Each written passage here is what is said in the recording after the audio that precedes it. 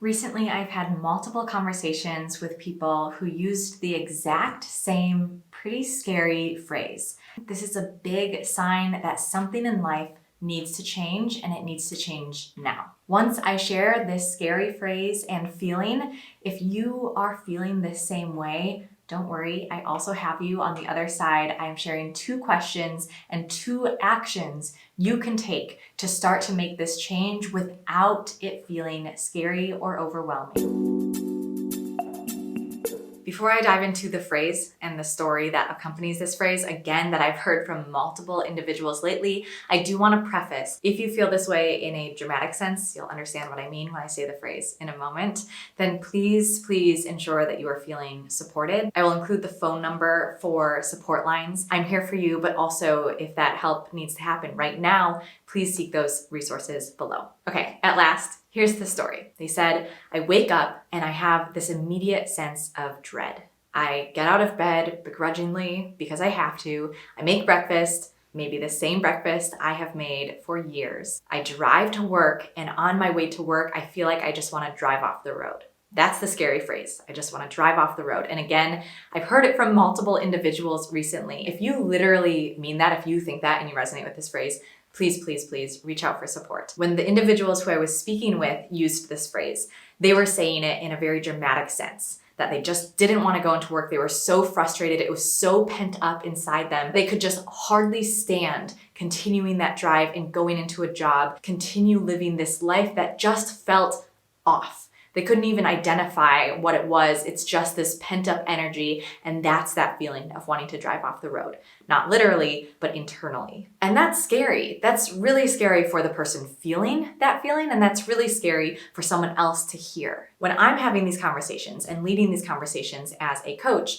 again, first and foremost, ensure that if they are really feeling that way, they also have the support of a therapist. As a coach-client relationship, I can support them to clarify what it is they're feeling. Is it angst, frustration, resentment, anger, disappointment, dissatisfaction? And then to dig into why are those feelings there? What is going on, and is there a change we can make?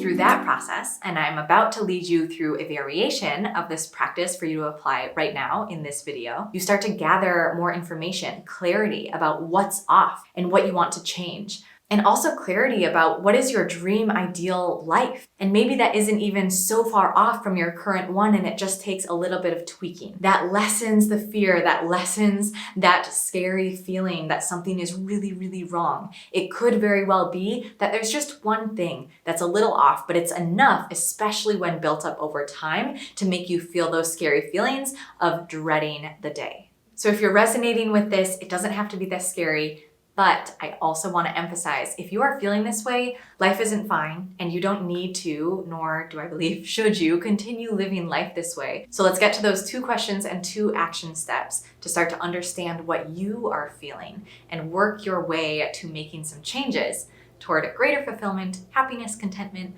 all the good things, less of that frustration, angst, and disappointment that may be boiling under the surface. Here are 2 questions and 2 action steps for you to get more clear on why this feeling is coming up for you and what you can do about it to start making baby steps toward a greater change in your life. Question 1, what is something that's missing from your life? Is there an interest, a value, a feeling, an experience, a type of relationship that you know in your gut isn't where you want it to be?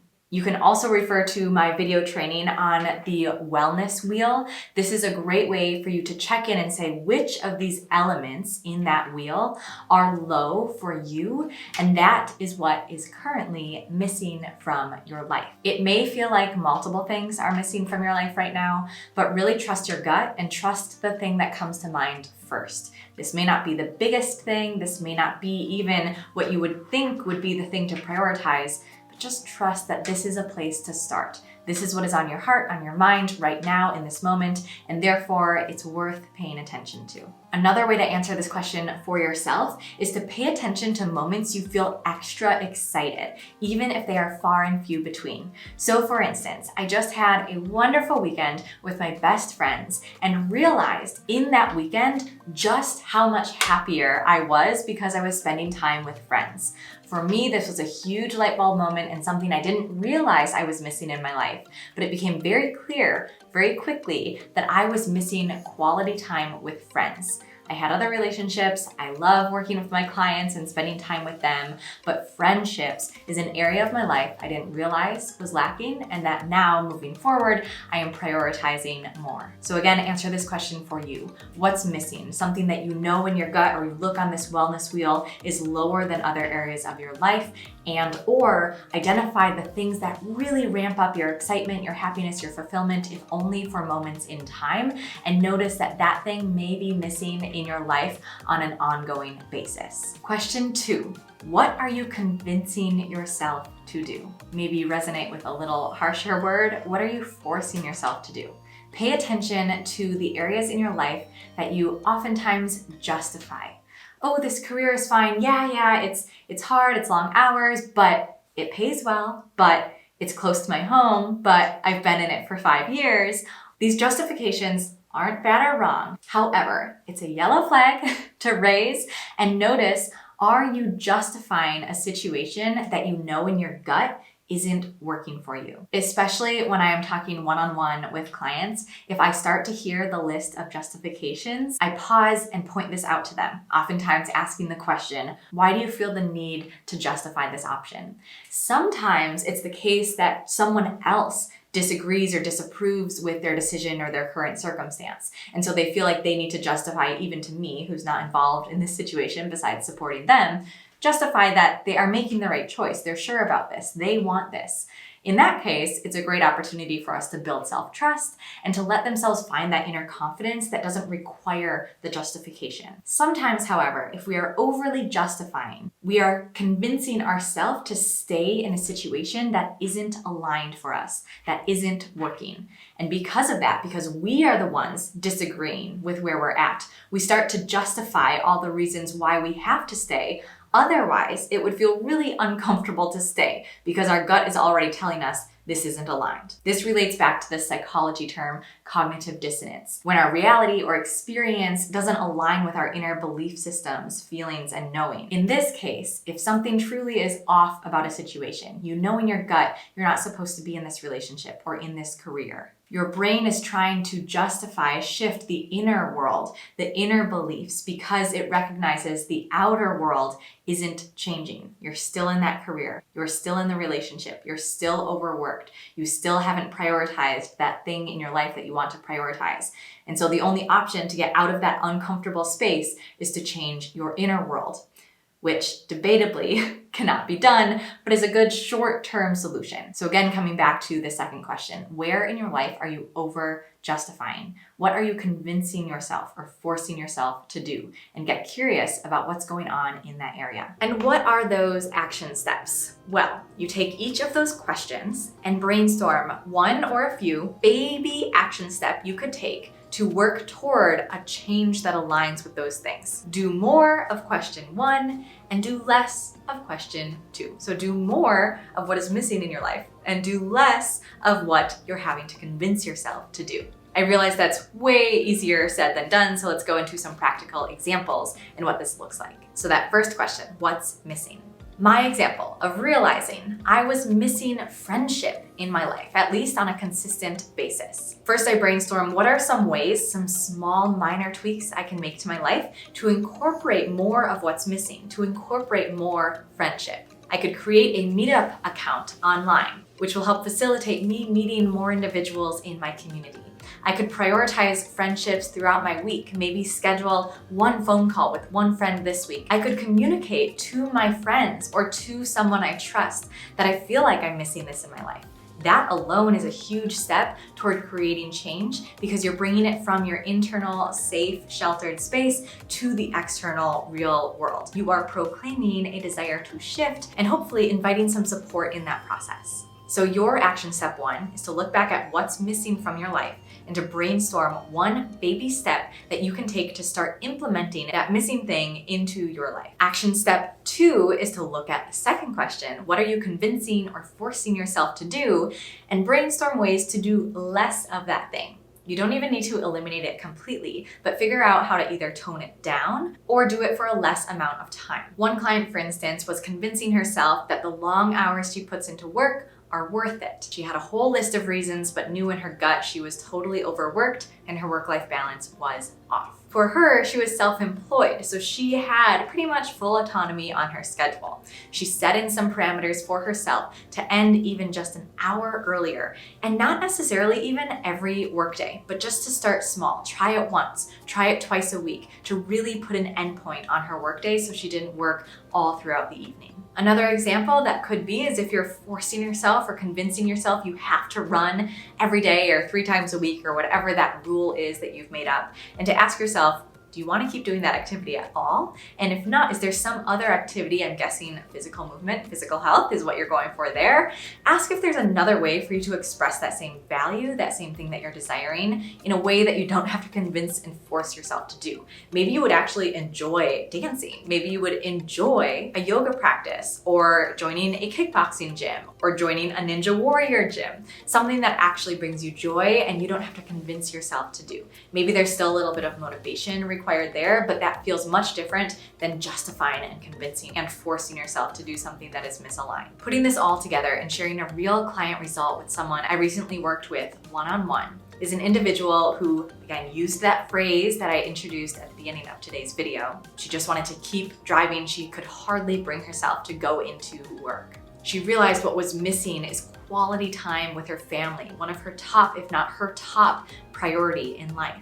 She was convincing herself that this job was needed. In fact, she was convincing herself that this is what she needed to do for her family. That's why the lines got so blurred. As we worked together to uncover these beliefs that were limiting her and her family from experiencing their greatest life together, the justifications and storylines that she had been creating for years now that kept her in an unsatisfied and unhealthy place in her life. And we addressed the really specific fears she had.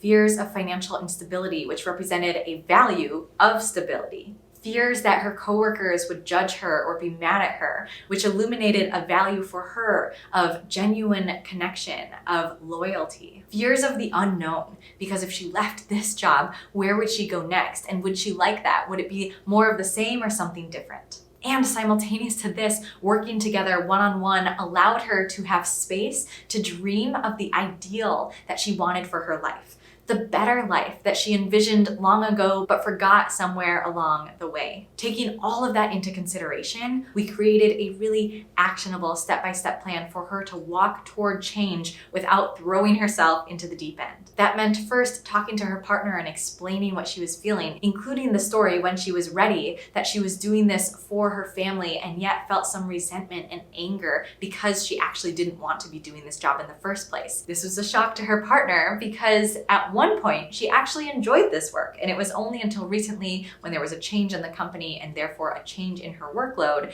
that really negatively impacted her work life. So that communication was a vital step and something that didn't require her to completely quit her job and turn her life upside down immediately. Through that conversation, she also then was more supported in her next steps, which were to look at other jobs and start applying for positions that she knew, now that we had clarified her ideal life, her values aligned better with what she was seeking for her work and her life. We practiced interviews, we practiced her sharing her values with her old coworkers so that they could better understand why she was making this change with her new job opportunities so that she felt confident that there was alignment there.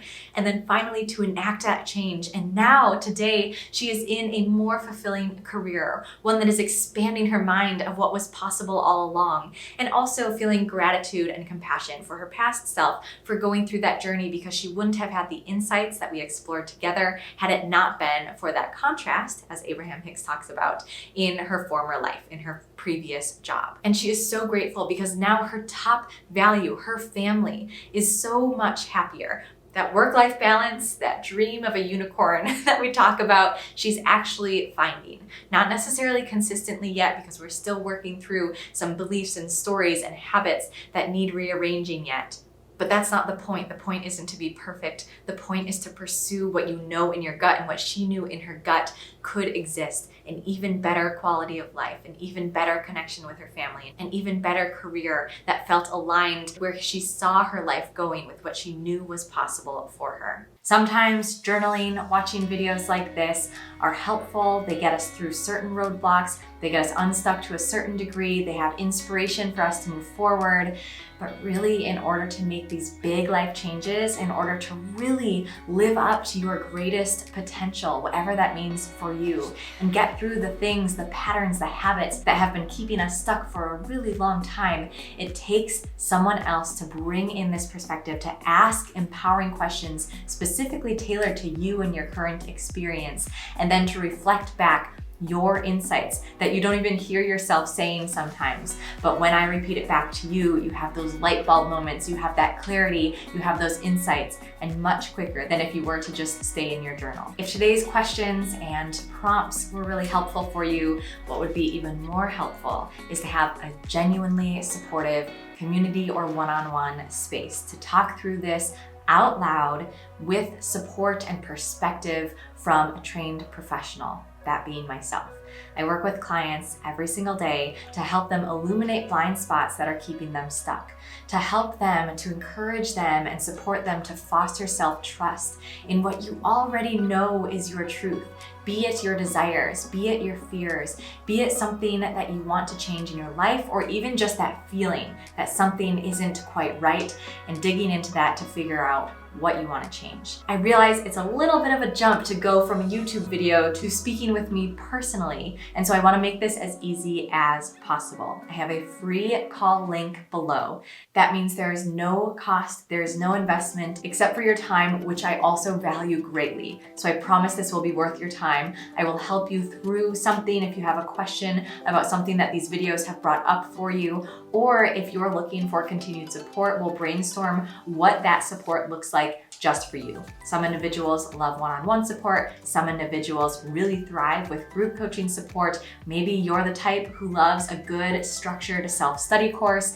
I have all those options, and I will help you walk through to find what solution, what type of support is best for you at this time in this season. You are one step closer to getting the incredible results that my clients experience every day, living a more fulfilling life, feeling content and happy with the life they're creating, and not having to wait till the next milestone in order to feel that contentment and happiness. Feeling confident in their decisions, from the big career decisions, the big life changes, relationship decisions, all the way down to what you're gonna eat for breakfast. Again, that link is in the description below, and I sincerely look forward to supporting you.